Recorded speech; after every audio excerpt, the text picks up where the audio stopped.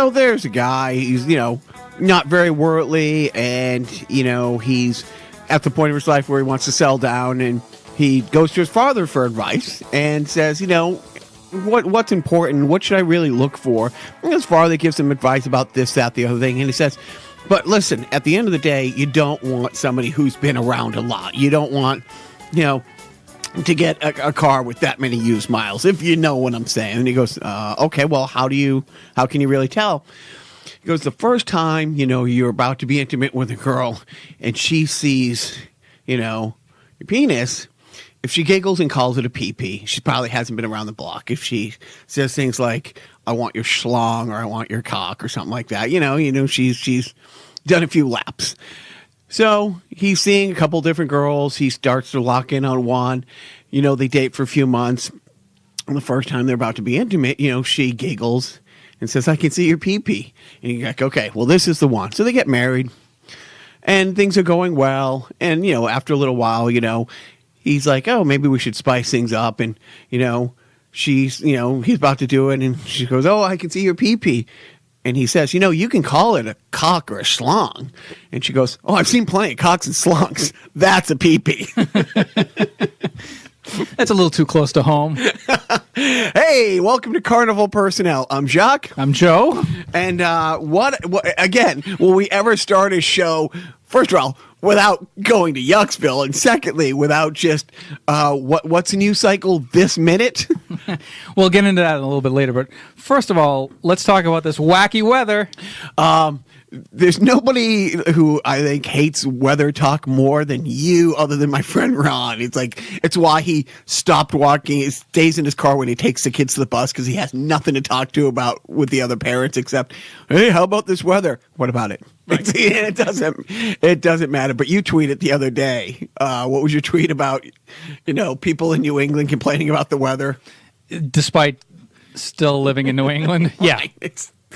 But we did. We had a big storm.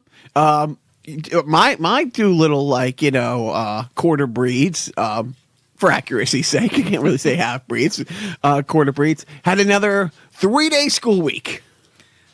Great for them, I guess. When the 4th of July is the last school day now, I'm not really sure, but I enjoyed the storm quite a bit. How so? Well, first of all, before I dive into that, when I did the rundown, it was before what I'm going to get to, and I had a thought. I'm driving over here. I had a thought. So the storm comes, and I'm getting ready to plow the driveway. Not a metaphor. No, that's a pee-pee. And my dad had given us his older snowblower, which is still great.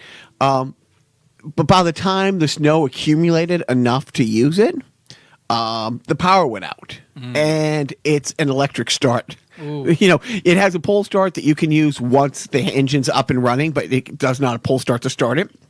And my neighbor's like, oh, just take mine when I'm done. And he brought it right over. He did about an eighth of the driveway, walking it over to me where I was shoveling.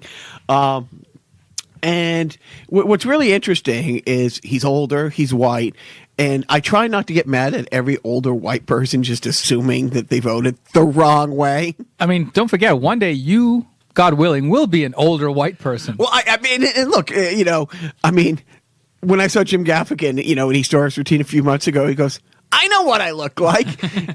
And I live in New York City, and I feel like I should just be walking around. I didn't vote for him. I didn't vote. Anyways, I've never asked his political leaning, but I just think that.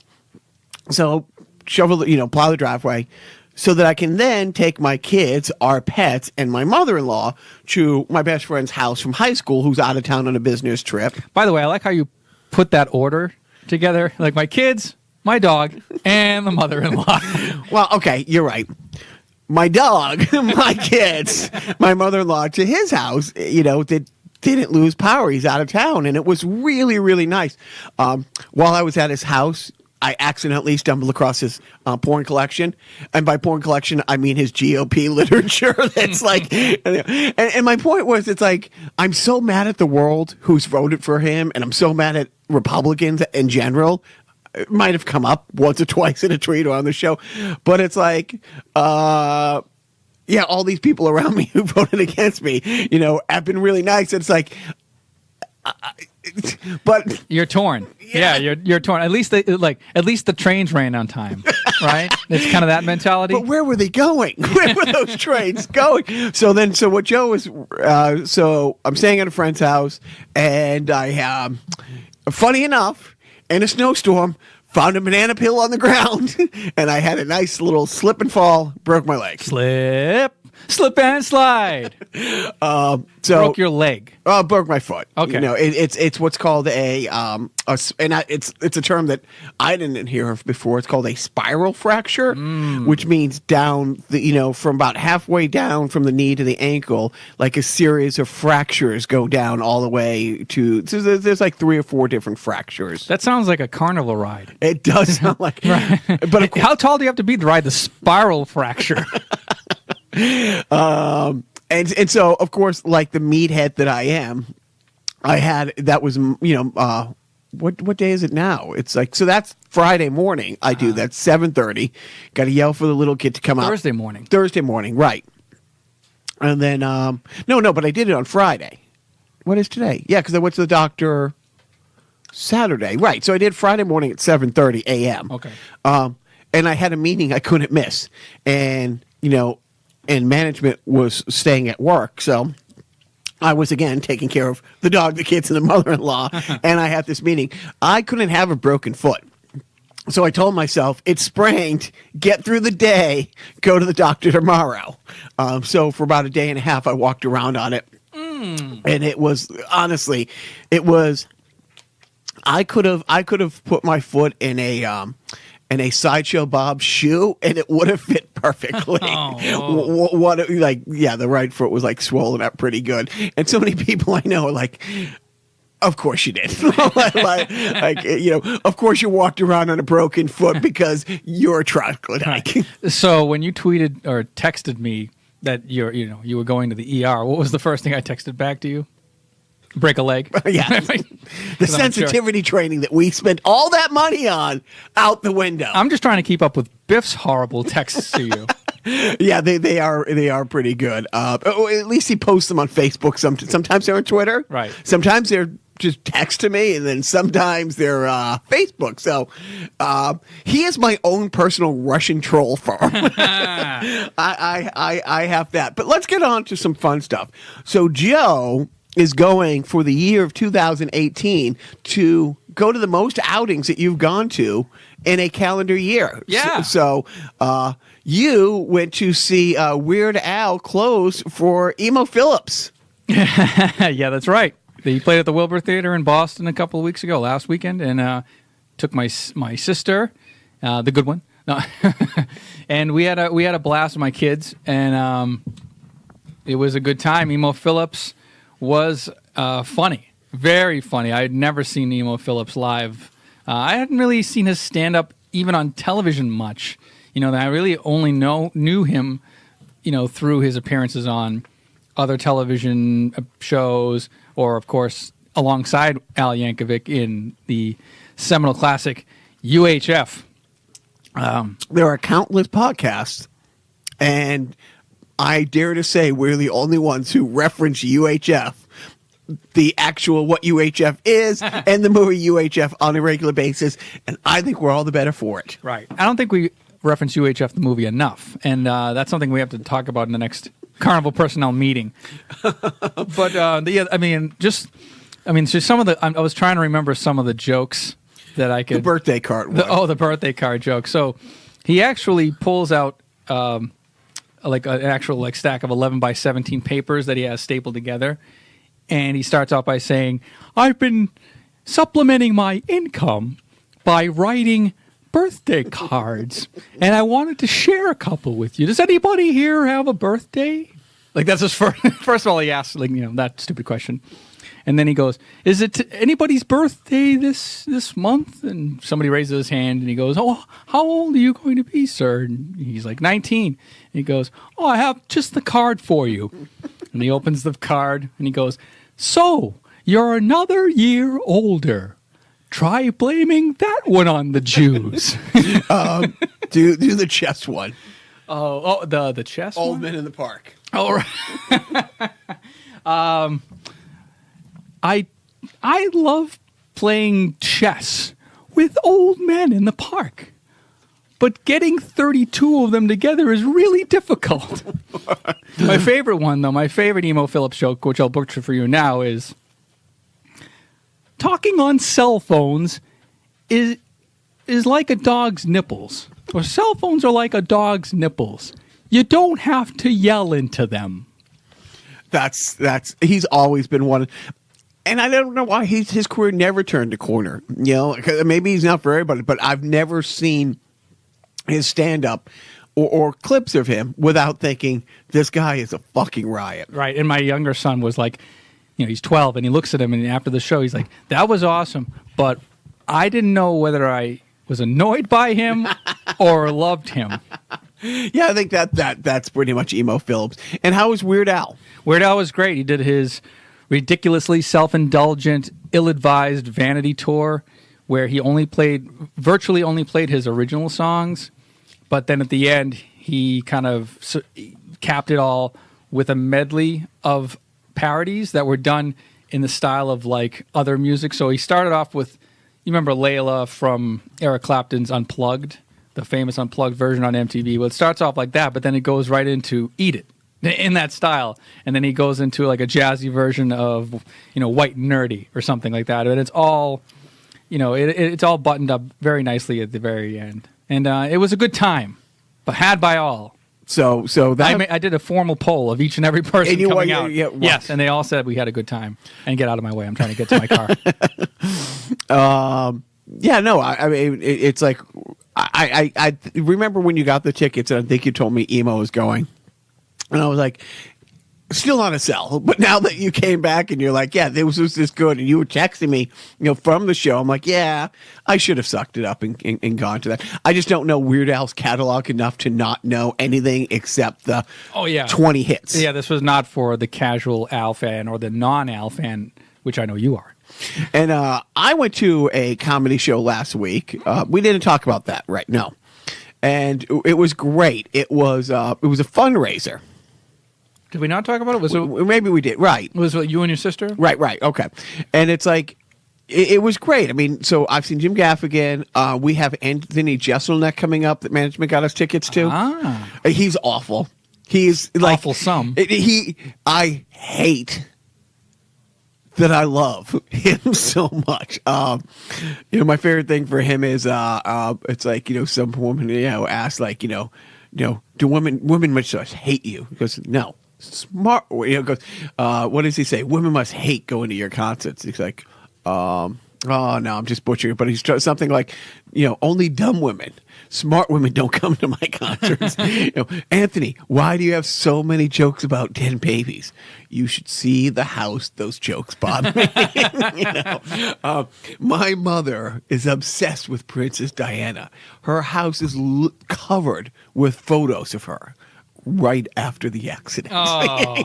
It's like he's so many. Yeah. I liked his thoughts and prayers special.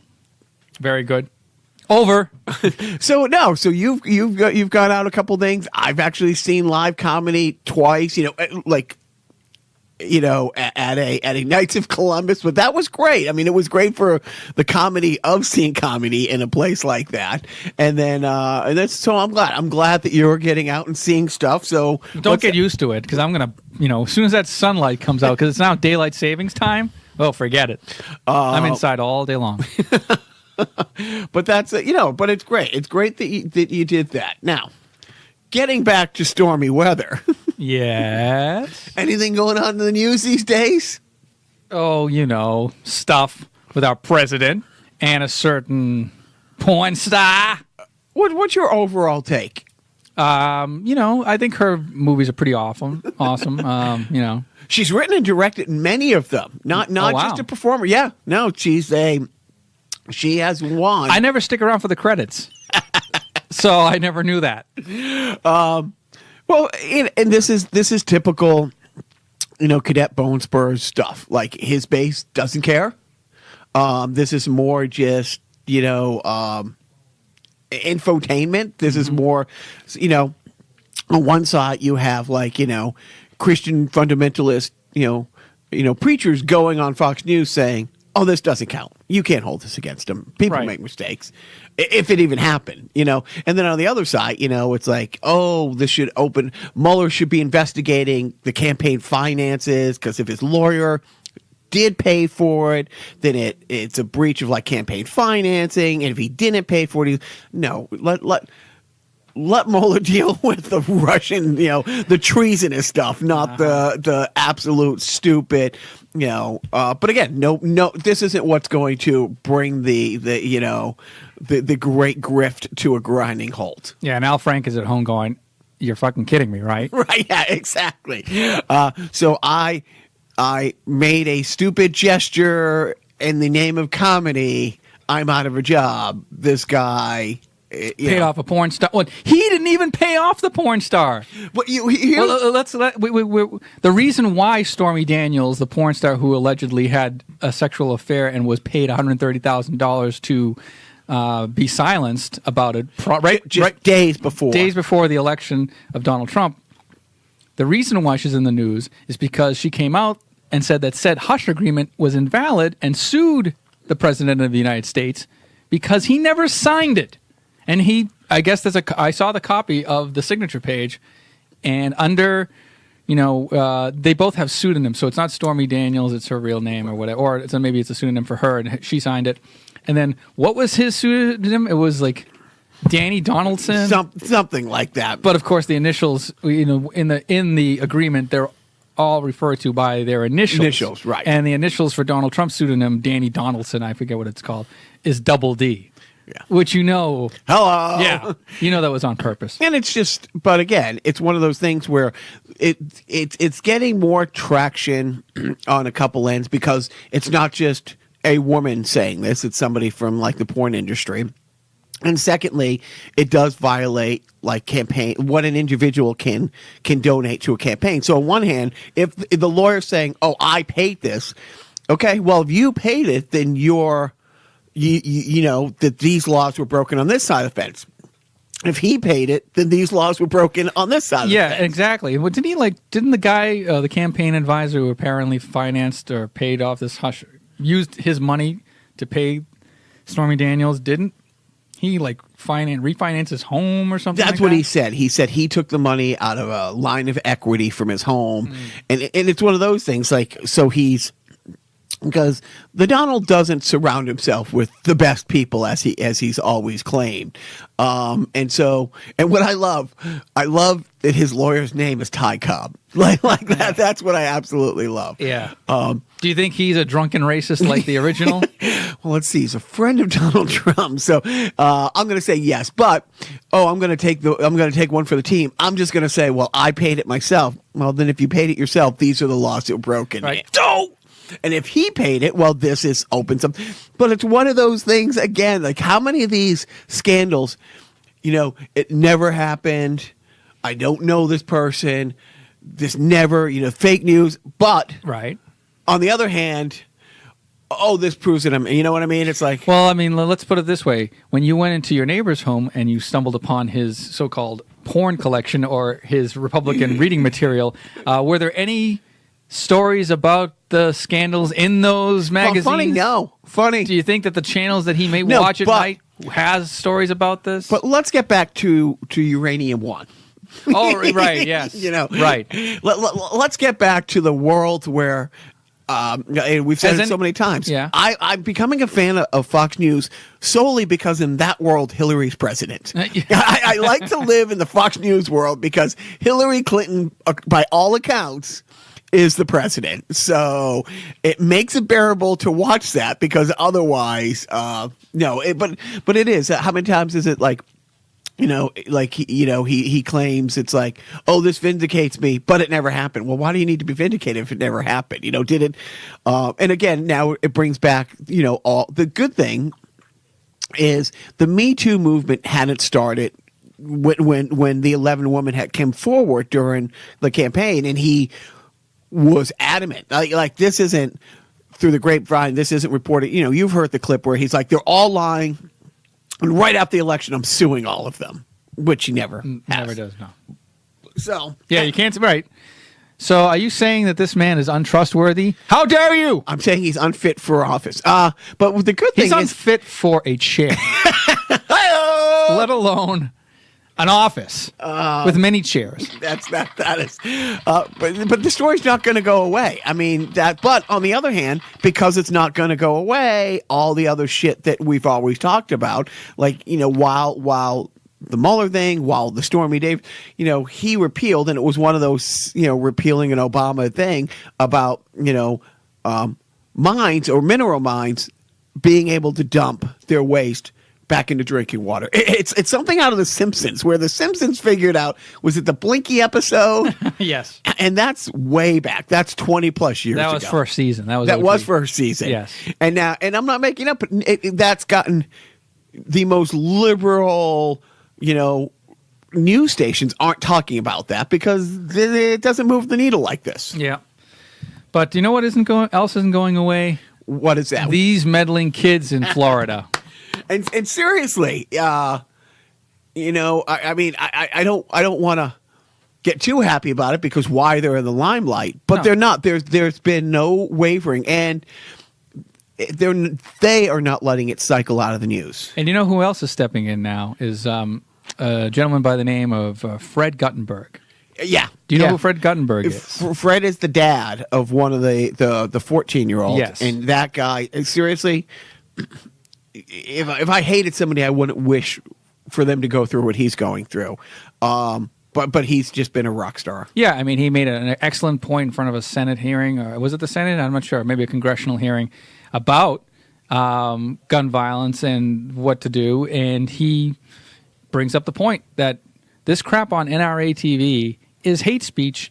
And if this was put out by a terrorist organization, the terror threat would have been raised by now because we would have seen it as, you know, a clear and present danger to our safety. But yet, no, it's the NRA. We know where they're all about. We know where their money goes, so we ignore them. And he spoke with such passion and such angst, you know, and hurt in his voice, but so eloquent. And he was very, very direct. And the biggest point he made is like, not only if anybody put that out with the terrorists, but how are they allowed to control Washington? How are they allowed to lobby and be this influential? And not only that, how are they allowed to be a tax-exempt 501c3 organization? Like they are just like every check off every box on the evil list. You know, they purport to be for gun safety, but they are actually calling for the heads of journalism. You know, they demonize free speech. They demonize the victims of gun violence, but yet they are tax exempt. They are probably one of the biggest lobbyists in the United States. And they're almost, I mean, geez, they're almost like the church. And they're so almost like the church. The difference between them and the church is their membership is small. Yeah. I mean, the most I've ever heard is that, you know, they have 5 million members. We're a country of like over 300 million. So you're talking less than 2%. But what's the median income of those members? Well, that's the thing. It's like, oh, gee, the one percenters we always talk about, or the 1% of the 1%ers, most of them happen to also, you know, funnel through this. But it's crazy. So if 5 million people are in it, but yet over 75% of people in the NRA are for universal background checks, are for all these things. It's like, so you're talking the fringe. I mean, this is the fringe or the fringe between the Koch brothers and the Walmart heirs and the NRA. That is who is, and again, the Koch brothers are batshit crazy. You know, the Koch brother who ran on the Libertarian ticket in 1980, when you see what that platform is, and then 35 years later, you see where it is now, it's like, oh my God, he actually got this batshit crazy stuff to happen. Right. You know, and also like the hypocrisy is what really is awful. So the NRA has been one of those state rights kind of thing. The state should decide X, Y, and Z. And because of that, Chicago, Illinois has some of the most restrictive gun violence, but they have the most gun deaths because Mike Pence's state right next to him of Indiana It's basically, oh, you're white, here's your gun. It's like, it's they have the most lax laws, so that's where all the guns, I can't say all the guns, a majority of the guns used in these crimes and stuff like that in Chicago don't come from Illinois. They come from this. So they're like state rights.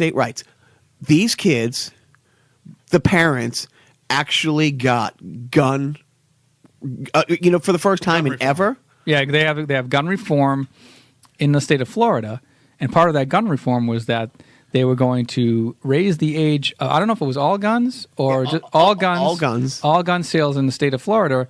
You have to be not 18 years old now. You have to be 21 years old. So what does the NRA do? Sue the state of Florida. The state of Florida. Yeah. And so that's because they call it unconstitutional. On one hand, they're like the state should make up their own rules. They didn't think that Florida was going to, because let's face it, Rick Scott, their governor, is one of the A++ rated, people for the NRA. It's very Republican. It's very highly rated. Most of the people in the positions of power are NRA supported. Marco Rubio. You go down the list. Mm-hmm. And it wasn't a landslide, but the Republican held House in the state of Florida. Now, granted, it wasn't a complete win, because there's provisions to allow some teachers to carry guns. But the fact that anything got through at all with some positive things on it, that alone is a huge win. And then it was like, will Scott sign off on it? And he did. He signed. Now, that is good and bad. Because it's good because it shows that there's progress and that there's pressure being put on politicians to not bow to every whim of the NRA. What's bad about it is that it humanizes most of these Republican candidates. See, we're not so bad. Now it's time to vote for us? Here's what we did for you in the past. Don't vote us out, because we're compassionate conservatives. We're for the Second Amendment. But we are also kind of, sort of, maybe not really for common sense gun laws. Bullshit. This is a stopgap to make the Republicans look good. It's fine that they're doing it. It's good, but it's not something that the Democratic side or the liberal side or the gun control side should see as a win. It's a tie at best. Right, okay, but at least, I mean, keep your eye on the prize. If it was, thank you. But if it was California, if it was New York, if it was Massachusetts, we'd be like, well, of course it passed there. But the fact that it did pass in Florida is a good thing. And the fact that, to counter that point, because you're 100% right, that it does humanize them. Thank goodness that the NRA turned around and sued the states, because now you can say, it's like, are you still taking Marco Rubio in your state? Are you still going to take NRA money from the people who are suing your state for passing any gun ban? Take any money from anybody that backs my agenda. Right. And so, but now that's the thing. It's like, okay, like the NRA even needed to be exposed more as a terrorist organization. Now that they're suing his state after his party voted for this reform, that his governor voted for the reform. I mean, maybe hopefully that anybody, it distanced them from that. Right. But the great thing is not every Republican went along. Only a couple. Only, they only a few, because you had that one woman who you saw all over Twitter screaming, and I'm going to try to remember the great quote, because her grammar at the end, proved that she went to school in Florida, where she was like, children don't make the laws. Are there any children here? And when she says that, she's like talking like this 6-year-old on the floor. It's like, we make the laws. We're the grown up. We has the wisdom. And you're like, is that? It's like it was just asinine, but the venom in her voice. But this is the great thing. On one hand, they're saying, these kids have no right. Oh, because she made the asinine point. It's like, if we pass a law saying no homework, if the kids want it, no homework. It's like, no, the kids aren't saying no homework. They're saying, can we not get shot with military grade weapons while we're doing our homework? These are all, straw man, accusations and yeah, it's something that we have to, again, try to. It's hard now, because everybody's so narrowcasted to. Speaking of narrowcasted, this podcast literally narrowcast to I think 7 people. But it's hard because you're usually preaching to the converted. You're in your own vacuum. And reaching across the island, reaching to those who think differently from you, and trying to get them to think rationally and not so angrily and passionately and fervently. I mean, passion is one thing, but there's this blind rage that seems to permeate that culture of not. It's not even like I'm choking on my own rage here, as you can tell, but it's something that we're going to have. It's an ongoing challenge for anybody on the more liberal side to have to get the other side to convince. It's neither side are doing a good job of convincing each other. It's pretty divided. And then when you're listening to podcasts about guns instead of podcasts about gun control, it's hard to get out of that, and it's hard to step back if you are a super gun advocate, if you are a big Second Amendment guy, a real American. It's hard to step back. At least I know I'm free.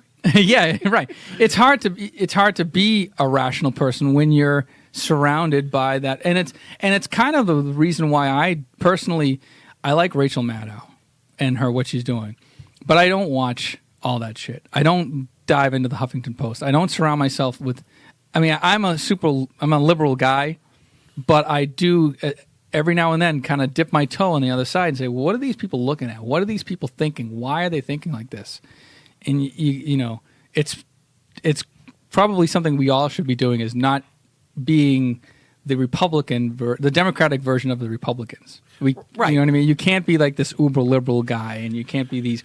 You don't want to get sucked into your own vortex where you start demonizing Republicans all the time to the point where you can't. Well, there's a reason. Like, one of the mistakes that the Democrats made is like, okay, a lot of the things that Bernie was saying resonated with people who voted for Trump. Why did those people vote Trump instead of voting the other way if they voted? You know what I mean? It's like, because the thing is, there wasn't enough attention paid. We got caught up too much in the pussy grabbing Stormy Daniels thing, not to find out why some of their supporters were their supporters. Like a lot of people were overlooked.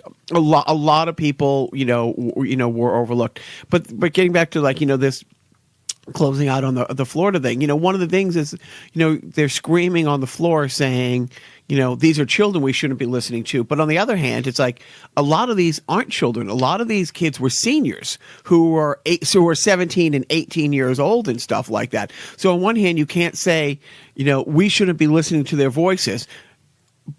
But let's say I concede that point. Okay, we shouldn't be listening to their voices. They're too young to be making these laws. But they're old enough to buy these guns either now or in 5 months when they turn 18. So which is it? Are they too young to have a voice, but yet they're old enough to go and buy a machine gun? That's the acidity. Yeah, I know. And again, we're kind of talking in circles here, but I think you and I both know where each other stand.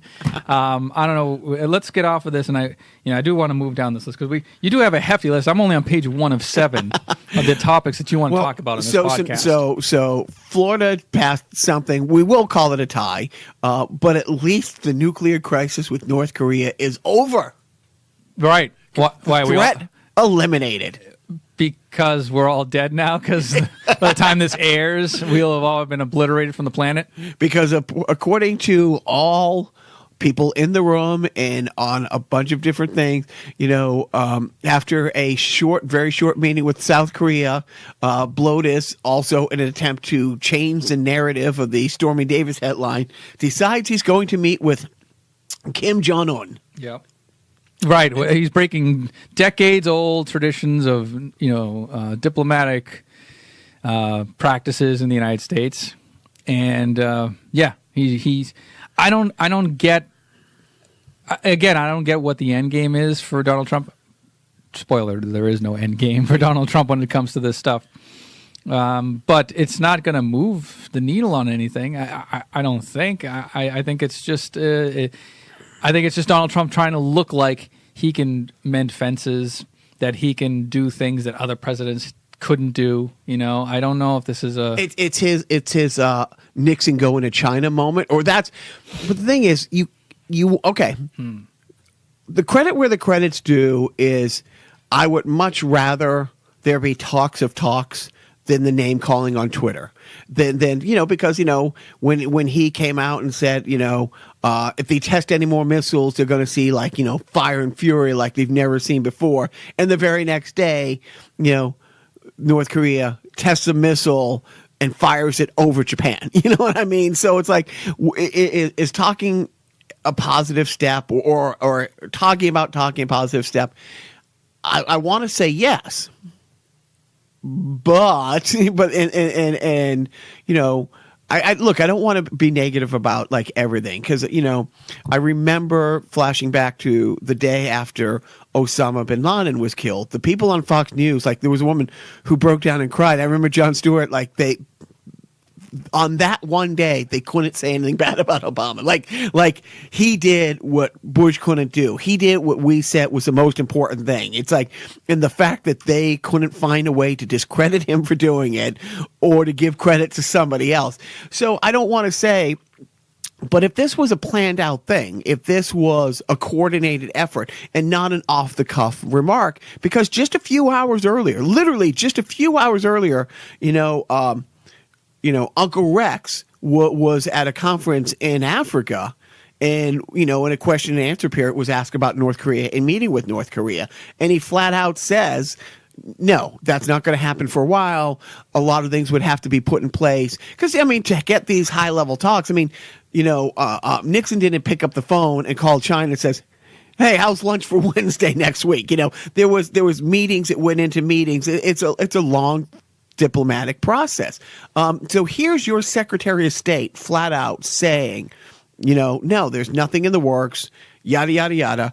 And then just hours later, having the rug pulled out from under him again, making this announcement. There's no concessions. There was no, okay, well, you say you're going to stop developing nukes until we talk. Great. Was there any procedures put in place?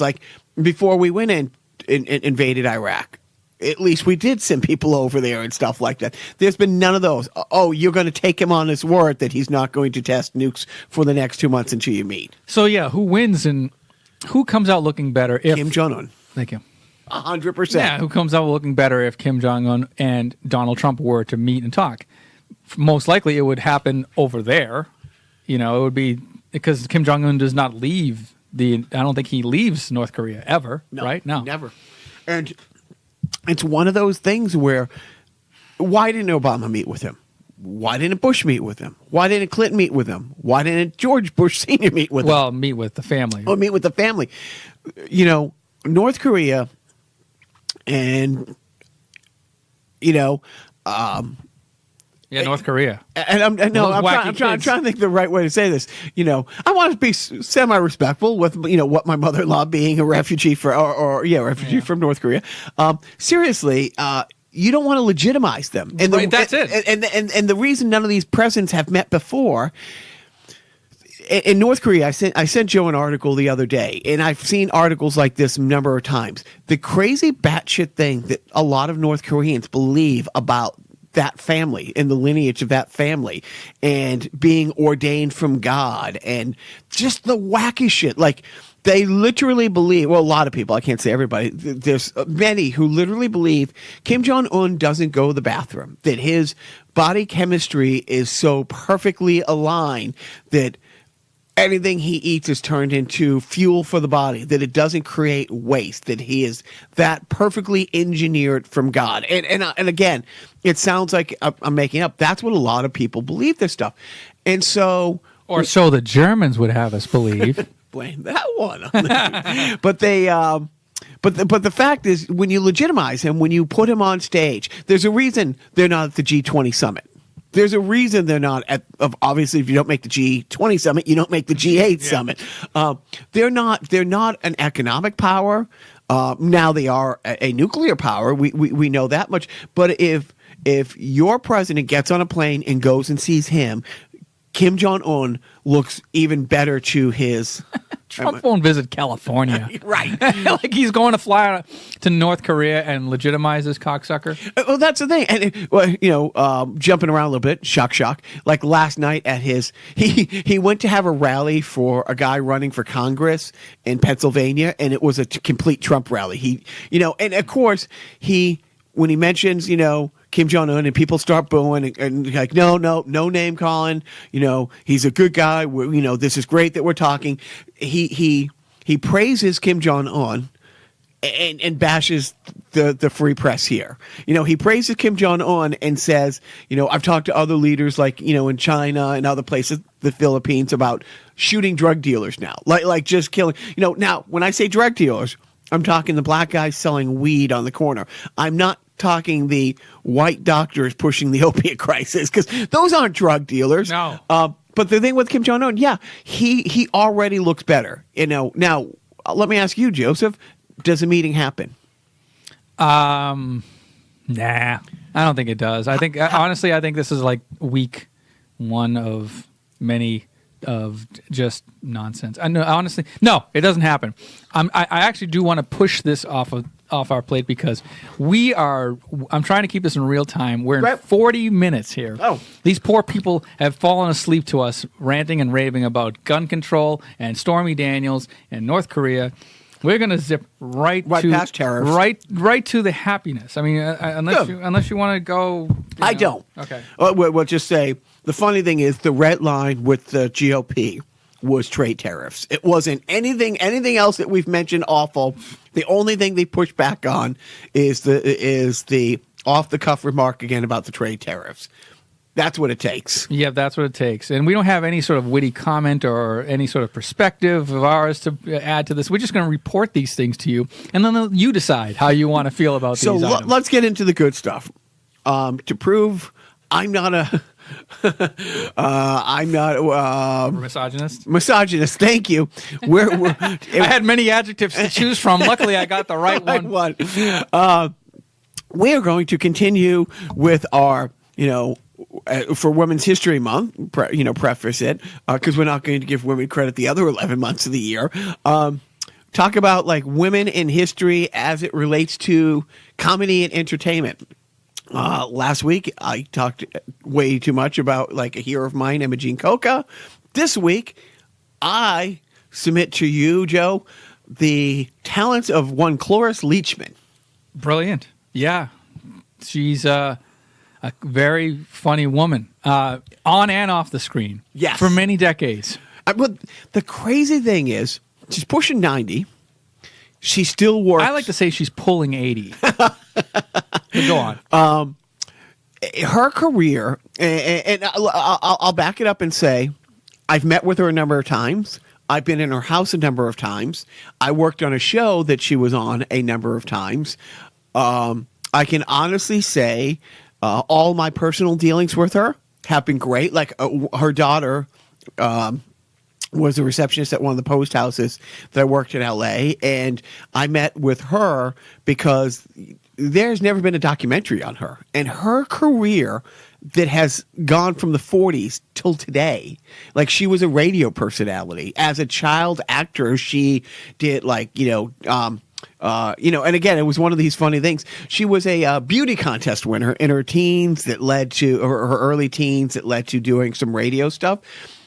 Her career is so remarkable. When you look at, if you IMDb her, some of the movies that you might like that don't even know she's in because she played either a small part. Like she was in one of my favorite movies, Butch Cassidy and Sundance Kid, which I've seen I don't know how many times. And it wasn't until about 10 years ago where it came up in conversations like, oh yeah, she played the hooker in Butch Cassidy and Sundance Kid. I'm like, no, oh my God. And then you had to look just how different she looked. Yeah. I mean, but of course, as far as Joe's concerned, her time on, within the Mary Tyler Moore universe, being on Mary Tyler Moore, being, a prominent character on Rhoda, and then her own show, Phyllis. So, I mean, between those three sitcoms alone, she was huge. I mean, she's on that. Is that show The Middle still on TV? The middle. Oh, you're talking about Malcolm in the Middle. She was on. Right. Yeah, the middle is on, but she wasn't on that. But she was on Malcolm in the Middle, which with Bryan Cranston and the other woman. And my personal friend, Christopher Kennedy Masterson. Yep. And Kenneth Mars. Right. Kenny Mars and Cloris Leachman were a couple. And so, oh no, were they a couple on that show? I don't think they no, were. No. Cloris Leachman played another woman. Yeah. But she's done so many, and of course, Young Frankenstein. Right.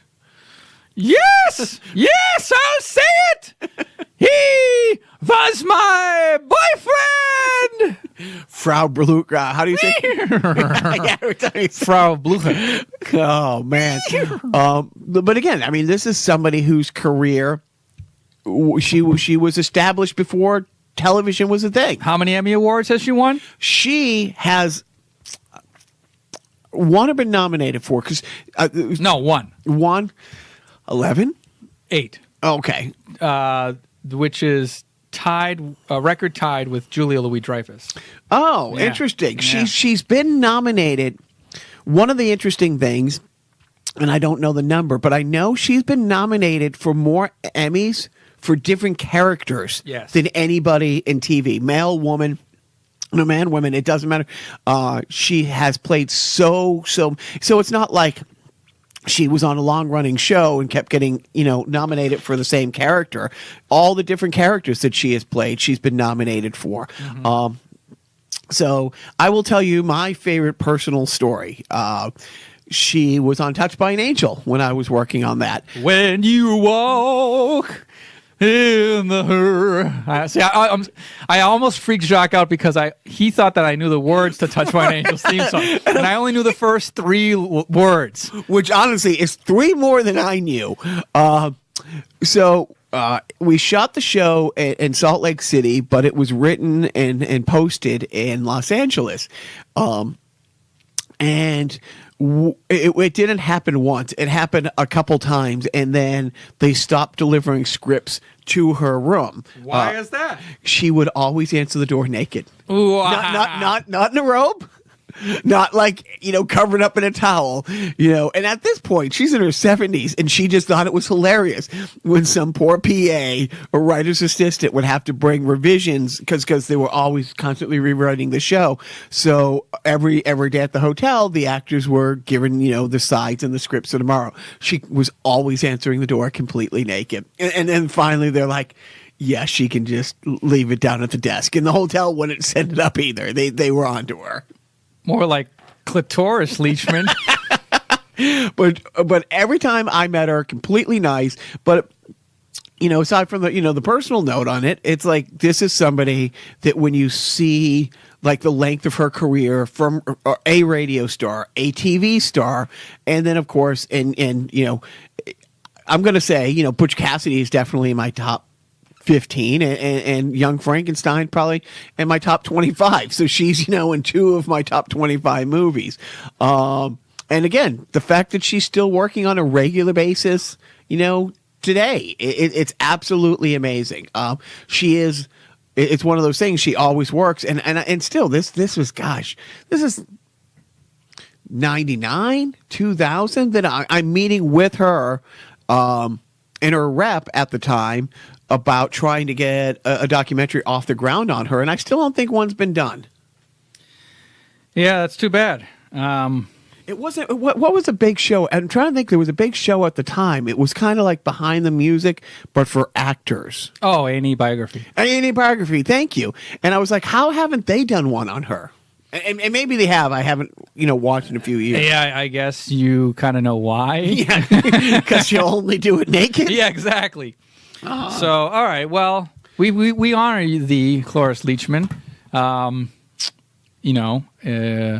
Yeah, women, comedy, funny stuff. Talk. Seriously, Mary Tyler Moore, quintessential game-changing TV show, and she was at the epicenter of it. Well, you're not a misogynist. There you go. We've proven it here. So why don't we? Hey, why do women wear white on their wedding day? Because a dishwasher should match the stove, and I can say that now because Joe, come back, Joe. While I'm hiding my head in shame, why don't we listen to this defunct sponsor of Devik? Prodigy makes your PC a powerful tool. And listen, there's even an encyclopedia. Awesome. I do my shopping at home, pay my bills. And I can learn something new. Prodigy even has a 21-volume electronic encyclopedia that's updated quarterly. All right, Prodigy. Just press a couple of keys. Prodigy connects your computer to sports, news, shopping, and an encyclopedia that never goes out of date, all for only $12.95 a month, including 30 messages. You have just got to get this thing. It's even got an encyclopedia. Prodigy. In stores everywhere. Moving on, big week for a huge hero of both of ours. Mark Hamill finally got his star on the Walk of Fame. Did he get the star for his rendition of the Joker reading Donald Trump tweets, which I wish he kept doing. It's all encompassing. Yeah, I don't think he's officially stopped doing Donald Trump tweets, but. Yeah, he did you see him on Saturday Night Live? I'm not Saturday Night Live, idiot. Jimmy Kimmel Live? No. He did a little bit. It was nice. It was him jackhammering a star on the Hollywood Walk of Fame. And it was, I got to make room for my star. So he's jackhammering a star, and it's Jimmy Kimmel's star. He's like, there's another space down the street maybe you could make room for. Although I was hoping and praying that it was a Donald Trump star. Because it was him literally jackhammering and then him panning down to reveal the star, but anyways, what was the highlight for you of Mark Hamill getting a star?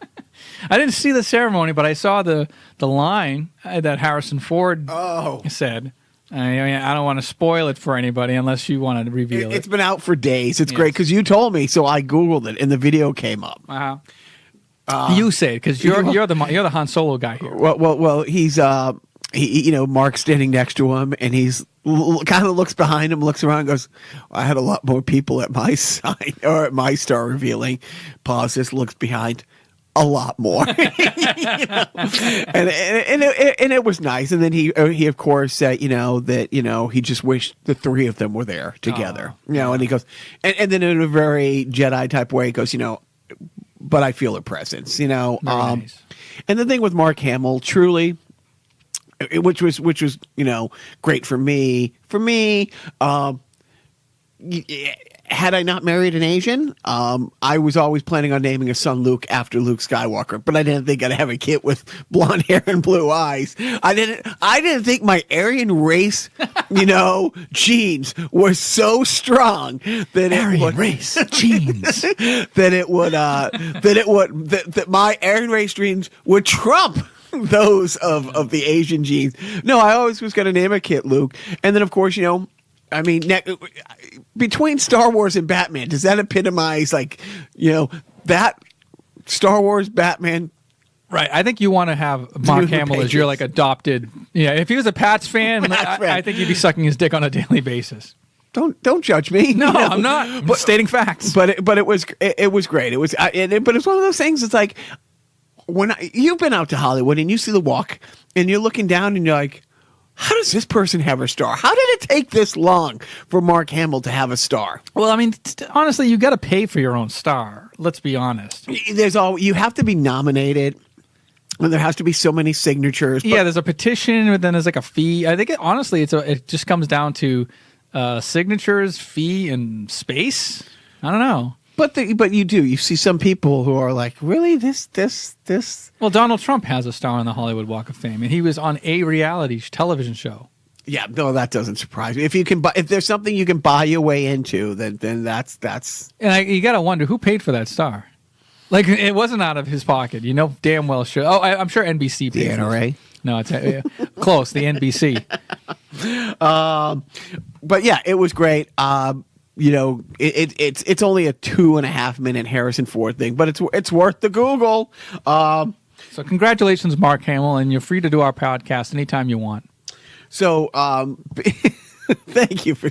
I'm quite sure. Biff, could you call him? But before we get into Joe's random video game review of the week, big news in the Smash Brothers world. Are you just seeing that now? No, I saw the Nintendo Direct. What happens is that Nintendo does their own online announcements videos every quarter, every 3 months. And this week they had their Nintendo Direct, for some upcoming games this year. And the last sort of sneak preview that they gave was for a new Super Smash Brothers game for the Nintendo Switch, which is great. I mean, the Nintendo Switch, I'm happy to see, for Nintendo's sake, is a huge success. Your kids have a Switch, I have a Switch, obviously. But it's also nice to see that there are Switches. Do your children have a Switch? Yeah, no. They can look at mine every once in a while. I'll tell them all about it. But it's nice also to see when you go into a Target that there are still Switches in the cases, and it's not like they're just lingering there or whatever. They're just sitting around gathering dust. I'm pretty sure that they will be moving along on a regular clip. And now that Super Smash Brothers, for those of you who don't know, shame on you. Super Smash Brothers is a popular video game series that started with the Nintendo 64. It's a game. It's that old. Yeah, it came out like in 98. Oh, I thought because we jumped on the bandwagon with the Wii U. I thought it was a Wii U game. No, you want the history of Super Smash Brothers? I very much would. Super Smash Brothers was it's designed by HAL Laboratory, who does like the Kirby adventure games, and they're kind of like they've had a close partnership with Nintendo for years, for decades.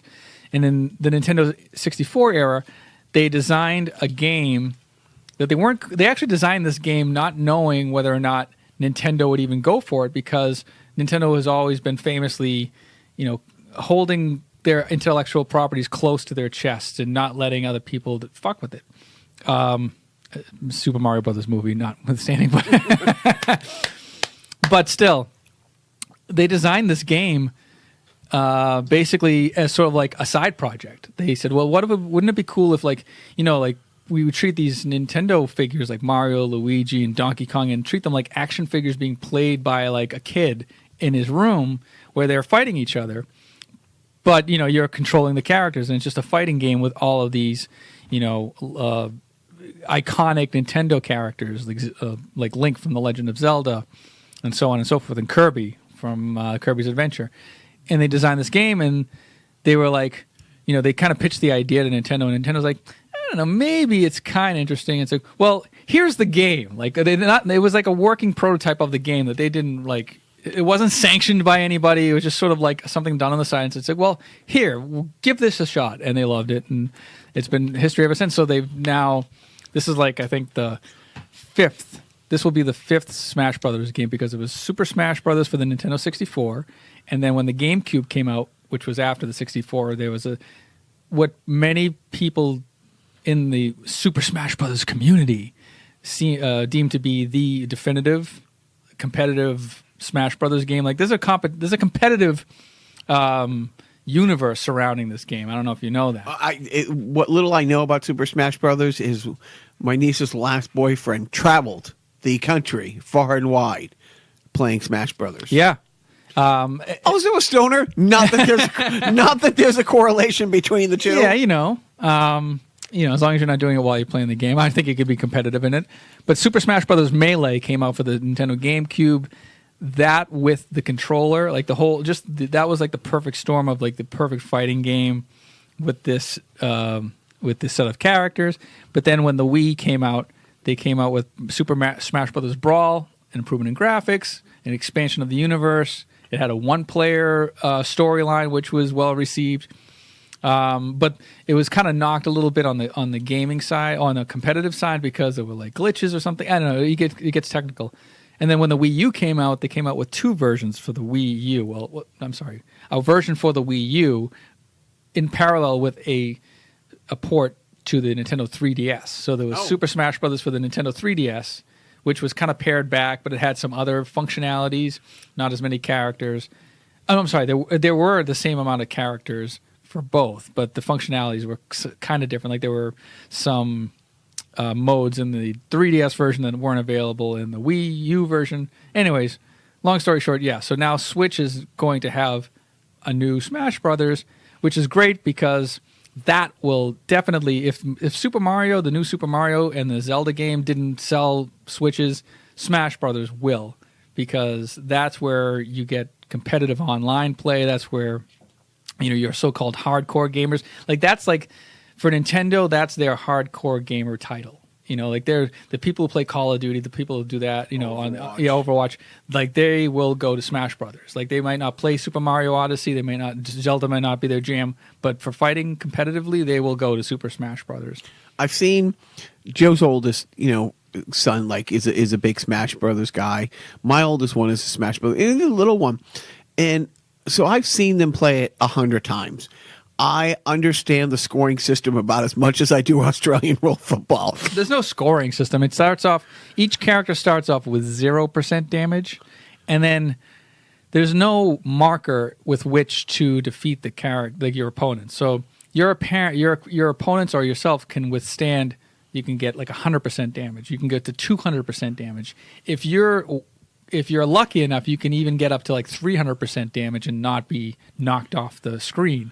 The whole point of I guess the only way to be eliminated is if you fall off the border of the screen. So, like remember the old TV safe zones where, there would be the overscanned part of the screen where you couldn't see on outside the borders. If you knock your opponent or yourself outside the borders of the TV screen, then you're knocked out. And, if your damage is higher than your opponent, say, the higher your damage percentage gets, the more susceptible to knockout hits you are. So yeah, you could have 300% damage and still be in the game. And the pain in the ass, and one of the reasons I hate when the boys play the game is there are a bazillion characters. All the main characters from all the main Nintendo games are in there, and arguing over who gets to be this one or who gets to be this, or I get to. But now, like the last time I poked my head in, I was here last week, and I'm like, well, who's that? Oh, that's a Wii Fit trainer. It's like, how the fuck is a Wii Fit trainer? Now, this is why it's made big news in my house. The little guy, or the oldest one, lives for Overwatch, or lived for Overwatch. Now, most of his wardrobe is still Overwatch apparel. His hat, his winter gloves, his sweatshirt. His sweatshirt is so ragged and worn out because he wears it every day. He's 10, so it has to be washed every couple days. Unlike my sweatshirts that I can go a good 2-3 weeks without having to wash. But he's moved on, and now, Smash Brothers is one of his big ones. But him and your little guy are big Splatoon guys. Well, now that was a big announcement in our household that the Inklings, is that what they're called? Because I'm looking at you. I didn't know. Honestly, if it wasn't for the video and like the subsequent like fan videos about it, I wouldn't have known that they were called the Inklings. So the Inklings from Splatoon are now going to be available in Smash Bros. Yeah. So good for them. And it makes sense. Splatoon is a smash hit for Nintendo. It's mostly Nintendo characters that are in Smash Brothers. Sometimes you'll get the outside peripheral characters, like Mega Man is a Smash Brother character now. You would get Pac-Man as a Smash Brother character. Then there's always the fan favorites that haven't broken the plane, like Q*bert. Like some people want Q*bert. Well, what was the one that we were watching when the boys were playing after last week's podcast? I poked my head upstairs, and your guy was playing Snake. Oh yeah, Snake Snake wasn't in the last game. They took him out of the Wii U version, but they were probably playing the GameCube. Oh no, the Brawl, the Wii version, Super Smash Brothers Brawl, where Snake from Metal Gear. It's a Konami series.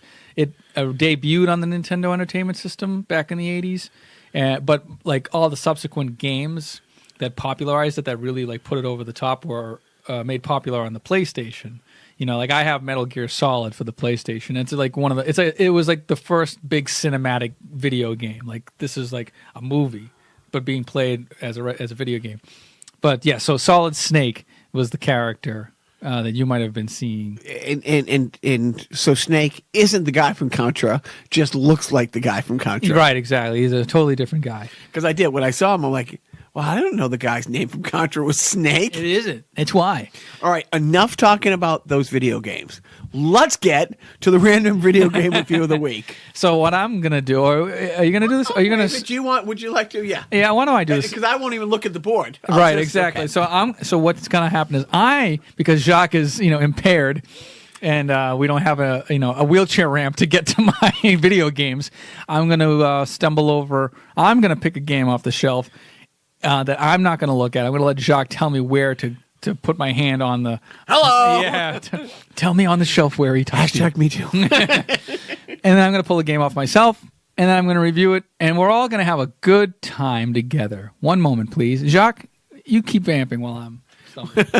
Keep talking. Well, okay, so Joe knows my love for beatboxing is unmatched, and nothing says podcast gold like a white guy beatboxing. All right, what I'm doing is I'm fanning my...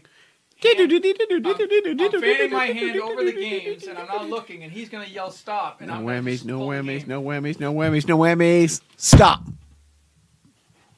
All right, I don't know what it is. I don't know what it is. I don't know what it is. I don't know what it is. All right, so it's from the bottom row. It's in the T's. Let's see. It's not Top Guns 1 or 2. It's not Total Recall. It's not Twin Cobra. It's between Total Recall and Twin Cobra. What is it? Come on, man. Come on, pull it together. Is it? It's no, man. It's Total Recall and Twin Cobra. God damn it! I don't know what I have over there. What is it? Is it Totally Rad? No, I don't know what it is. No, wait. Is it Track and Field? Oh. 2? Yes! There we go. There we go. Look at you. Track and Field 2. This is a great game made by Konami. Everybody who had a Nintendo knows what Track and Field is.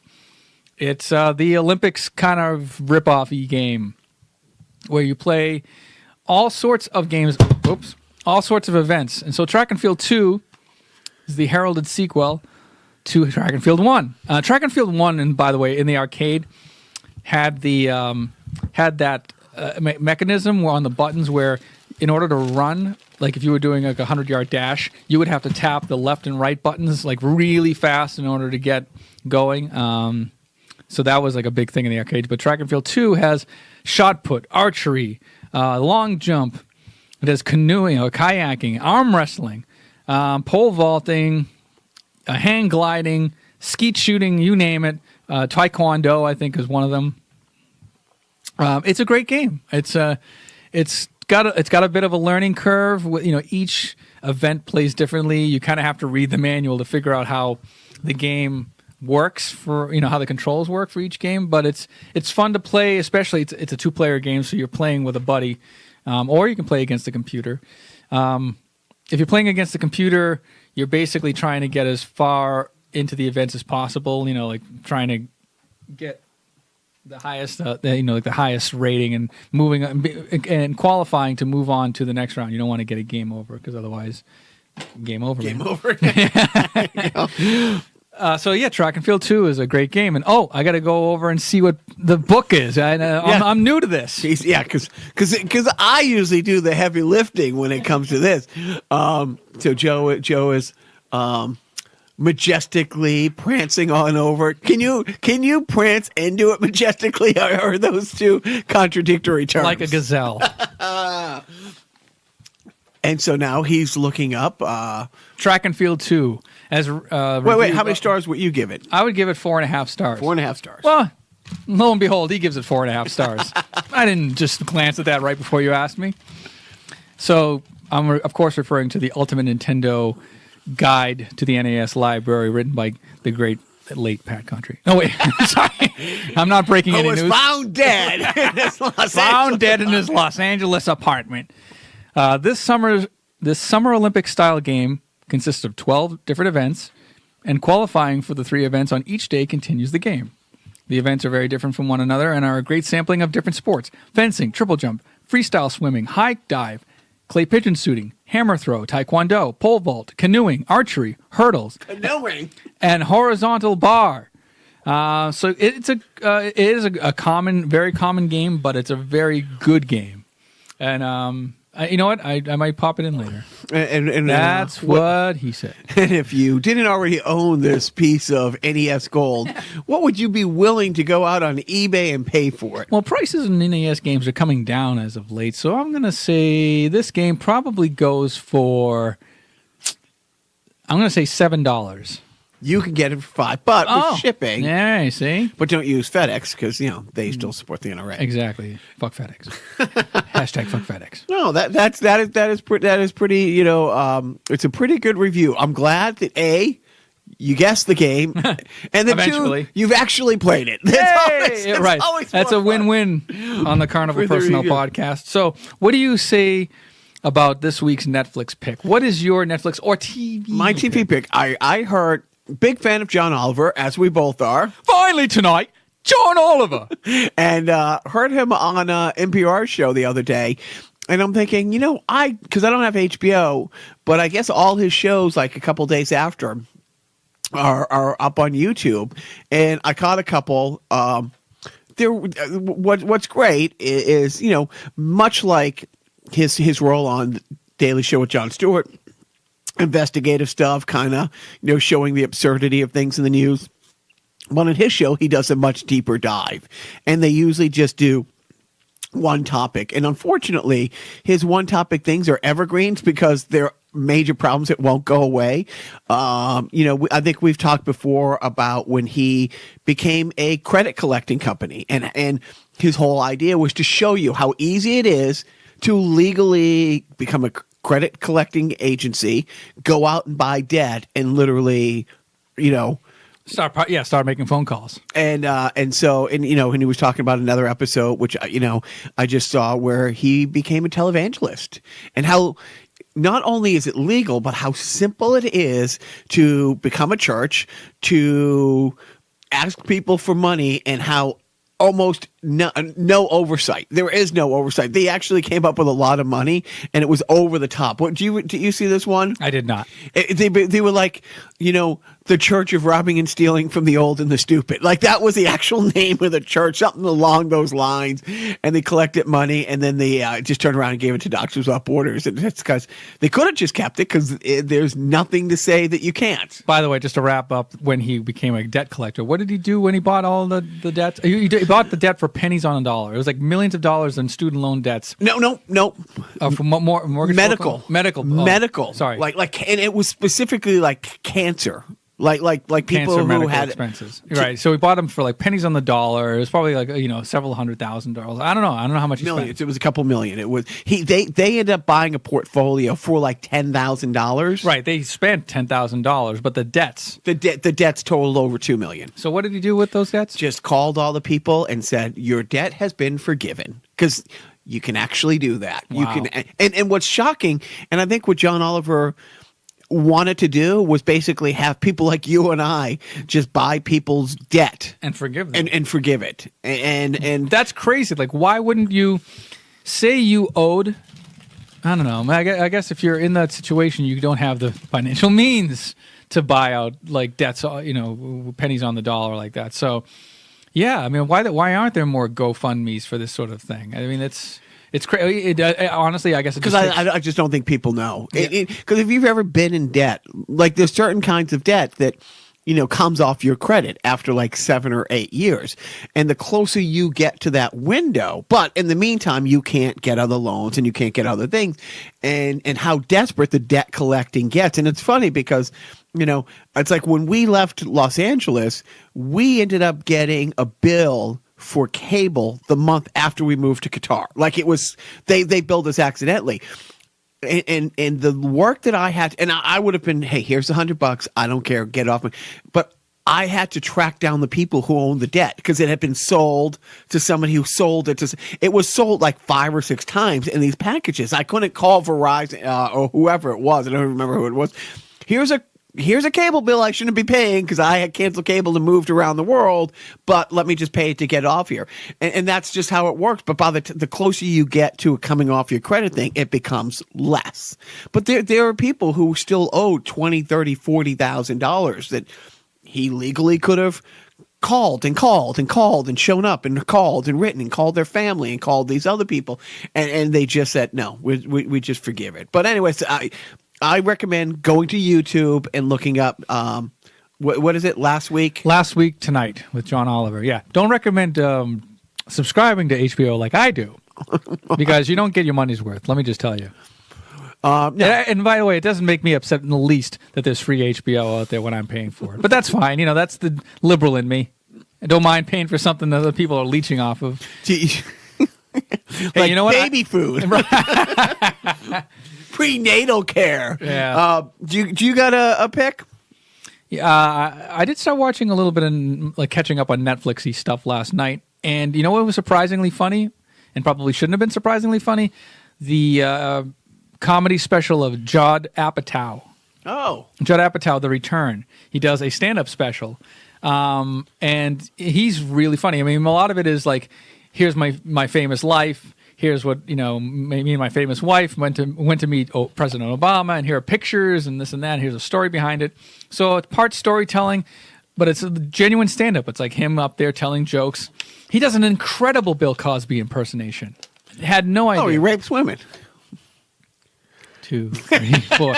No, he does a great, a Bill Cosby impersonation, in which he does not rape women, but allegedly.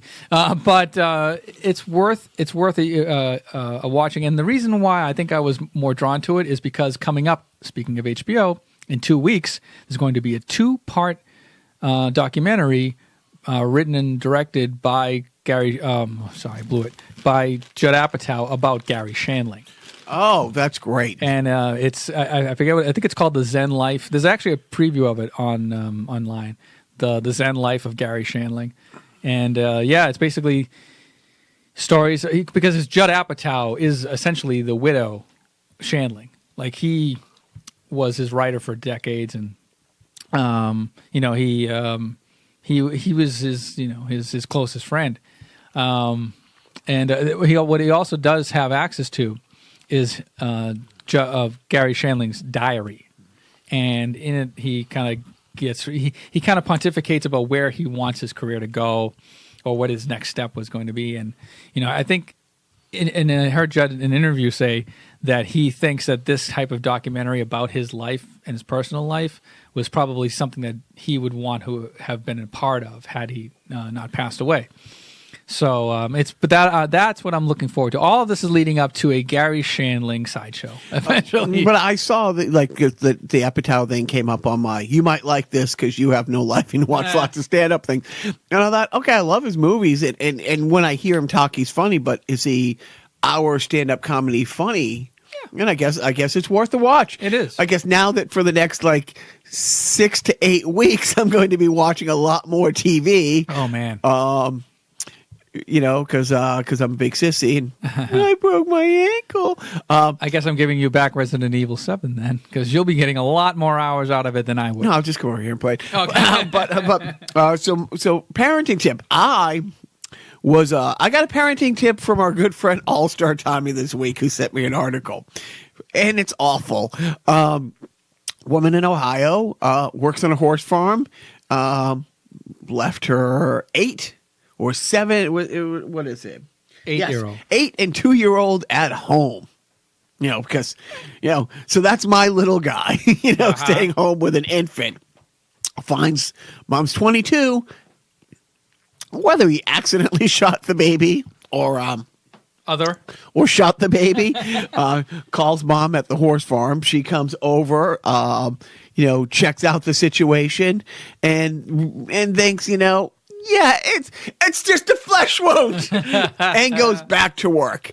So my parenting tip would be, if tying in with the earlier part, if you're in a financial situation where you have to leave an 8-year-old in charge of a 2-year-old, maybe not leave the firearms at home. Yeah, or just put them up on a high shelf. Yeah. But she did, and then the authorities then later they had to bring the baby to the hospital. Didn't bleed out. Luckily, the mom assessed the. Did the 8-year-old have to drive to the hospital? Yeah, exactly. And meet the mom there. Or... By the way, you put a hard S on that horse farm. It's a soft S. Horse farm. Horse. Okay. Not a horse farm. Because that's a different thing. We don't know what she does when she's on the farm. I'm not there. You got a parenting tip? Parenting tip is, I guess, no. I mean, other than maybe make sure that you ice the driveway before walking on it. No, I don't have a parenting tip of the week, and nor do I have anything funny to say in place of the parenting tip. Get me out of this! All right. Well, but before we forget, do not forget